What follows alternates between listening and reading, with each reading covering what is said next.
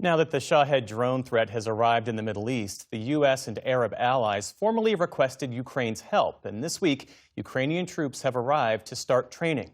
Nick Schifrin speaks to a Ukrainian official key to that effort. And I'm now joined by the advisor on strategic affairs to Ukraine's President Volodymyr Zelensky, Alexander Commission. Alexander, thanks very much. Welcome. Good to see you again. Happy to see you again, Nick. What is Ukraine now providing to the Middle East, now that it is the Middle East that is facing the threat of Shahed drones, as Ukraine has faced for years? Well, this night we had probably the biggest in our history, the record high night of the number of Shaheeds and missiles coming in, and that was 700 plus. So we're going through really complicated days. Even though we got 11 official requests from Middle East countries. 11 requests across the region. European and US as well, to help with deterring Shaheeds in the Middle East. We get over 60,000 of Shaheeds for the last year. We learned now to take more than 90% of them down at cheap cost, in efficient way, and that's probably something we would be happy to share with our partners. There's no one way to shoot these drones down. So the Ukrainians that are arriving in the Middle East, will they bring with them the ability to shoot down the drones, to bring down the drones electronically? What are the capabilities that they're going to help teach these countries? That's all types of counter-drone solutions. That's EW. Electronic warfare. Yeah, that's sonic acoustic sensors, and that's drone interceptors.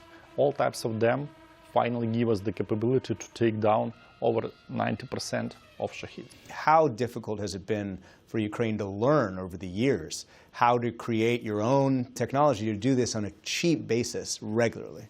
Well, Nick, last time we met 3 years ago, we did not produce much. Now we've learned how to produce zbroya. That's Ukrainian name for weapon. The drone interceptor cost is less than $5,000. The cheapest ones are roughly $2,000. Considering the cost of Shahed, because some of them cost from $50,000 to $150,000, that's pretty much efficient. And at this point, the Fast Relief is sending some assets and some trainers to them.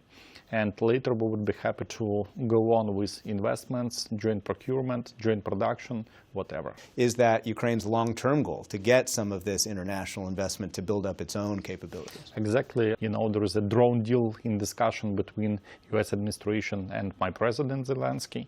And we would be happy if the drone deal finally happens, and we will have joint production of Ukrainian zbroya in U.S.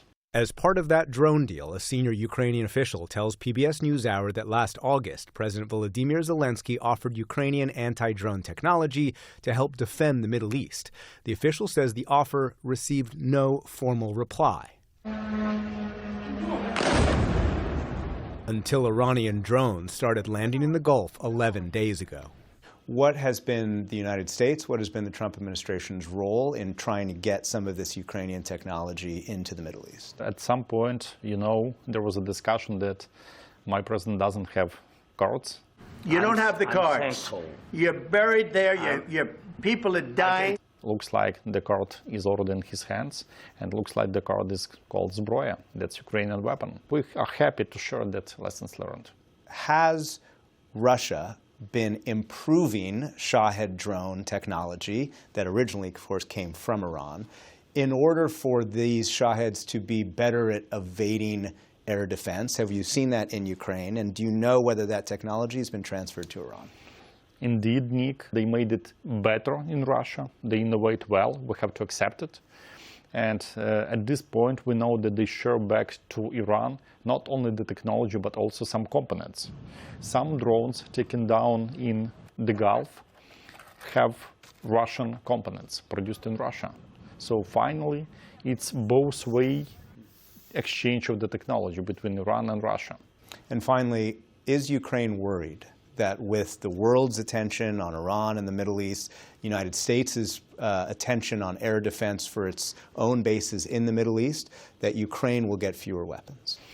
We are helping to make secure Gulf. And we believe that we will still keep the same support from US, from Europe, from all our strategic partners, and we will get more with help in the Gulf. The axis of evil is working well. They support each other in a very strong way.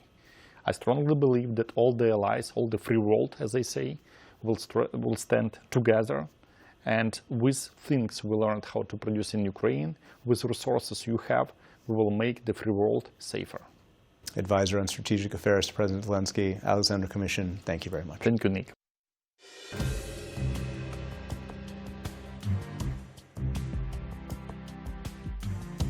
Support your local PBS station.